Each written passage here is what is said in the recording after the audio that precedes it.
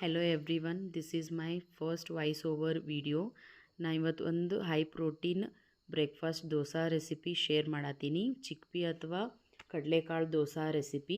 ಇದು ಒಂದು proper balanced meal ಆಗಕ್ಕೆ ಬೇಕಾಗಿರೋ ಮೈಕ್ರೋನ್ಯೂಟ್ರಿಯೆಂಟ್ಸ್ ಎಲ್ಲನೂ ನಮಗೆ ಇದ್ರೊಳಗೆ ಸಿಗ್ತಾವೆ.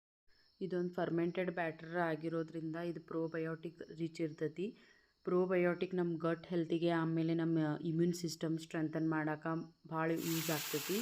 So weekly twice R thrice ನಾವು ಫರ್ಮೆಂಟೆಡ್ ಫುಡ್ ಇನ್ಕ್ಲೂಡ್ ಮಾಡ್ಕೊಂಡ್ರೆ ನಮ್ಮ ಹೆಲ್ತಿಗೆ ಭಾಳ ಯೂಸ್ ಆಗ್ತೈತಿ.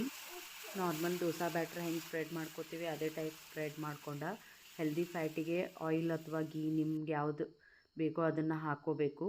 ನಾ ಇದನ್ನು ಸ್ವಲ್ಪ ನ್ಯೂಟ್ರಿಷನ್ ಡೆನ್ಸ್ ಮಾಡಬೇಕಂತ ಮೈಕ್ರೋಗ್ರೀನ್ಸ್ನ ಆ್ಯಡ್ ಮಾಡ್ಕೊಂಡೀನಿ. ಅಲ್ಫಾ ಸೀಡ್ಸಿಂದ ಮನ್ಯಾಗ ಮೈಕ್ರೋಗ್ರೀನ್ಸ್ ರೆಡಿ ಮಾಡಿಕೊಂಡು, ಮೈಕ್ರೋಗ್ರೀನ್ಸಿಂದನೂ ನಮ್ಮ ಹೆಲ್ತಿಗೆ ಭಾಳ ಬೆನಿಫಿಟ್ ಐತಿ. ಕೊಲೆಸ್ಟ್ರಾಲ್ ಲೆವೆಲ್ ಕಡಿಮೆ ಮಾಡ್ತೈತಿ, ಇಮ್ಯುನಿಟಿ ಬೂಸ್ಟ್ ಮಾಡ್ತೈತಿ, ಹಾರ್ಟ್ ಹೆಲ್ತ್, ಗಟ್ ಹೆಲ್ತ್ ಎಲ್ಲದಕ್ಕೂ ಯೂಸ್ ಆಗ್ತೈತಿ. ಆಮೇಲೆ ಅದ್ರೊಳಗೆ ನಮಗೆ ಫೈಬರನ್ನು ಸಿಗ್ತೈತಿ.